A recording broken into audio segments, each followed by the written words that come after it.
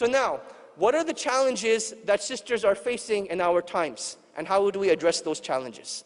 One of the biggest challenges I feel that the sisters face is that of modesty.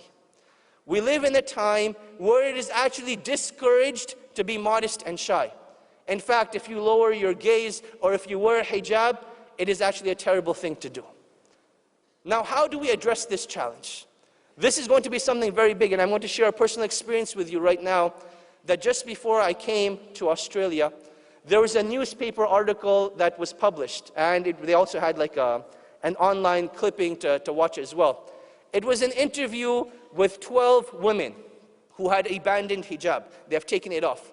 They felt that it held them back. They felt that, it wasn't right for them. They felt as if they couldn't be who they wanted to be through the wearing of the hijab, so they took it off. And this newspaper reporter interviews these 12 women, and they're all telling their stories of how they're still Muslim, but hijab is like oppressive towards them. So I was asked, what are my comments on this article? And I thought to myself, subhanAllah, this is a trap. Because I know if I say that hijab is compulsory and women need to be modest, this reporter is going to take it and spread it all over the news. Navaid Aziz, chauvinistic male, trying to put women in prison. So I was like, I have no comment on this article. But I thought to myself, subhanAllah, only if there was like a female version of me, she could blast this newspaper reporter and destroy him. And she'd be free to do it. And the newspaper reporter couldn't say anything to her. But I was like, where are the sisters standing up at this time? So now with addressing modesty, I believe it is very important to understand what modesty actually means.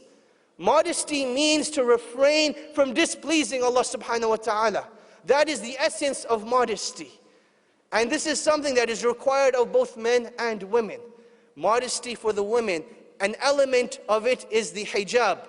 But the greater sign of modesty is the way that a woman conducts herself. Now, a woman is not required to stay home and this is how she stays modest. But rather, this means that when she interacts with the world, when she mingles with other people, she retains that modesty. It's not about flirting. It's not about, beautifying your voice. It's not about beautifying your looks. But rather, it's about conducting yourself in a way that is pleasing to Allah subhanahu wa ta'ala. And this is something that the sisters need to be very careful of. Because you'll notice that throughout time, things are actually getting worse from two angles. Angle number one, if you were to look at what's happening in fashion, it's crazy these days. That clothes are coming off bit by bit, and that is what fashion is meant to be. Their clothes are getting smaller and tighter and more revealing. And this is very dangerous for our sisters, because when they go to school, when they go to work, they see that the other women are getting past them in their work fields, and it's because of their looks. They use, sex as a weapon, as they say, and they're getting further. So shaitan tempts them, and the sisters need to fight this temptation to fall into that trap.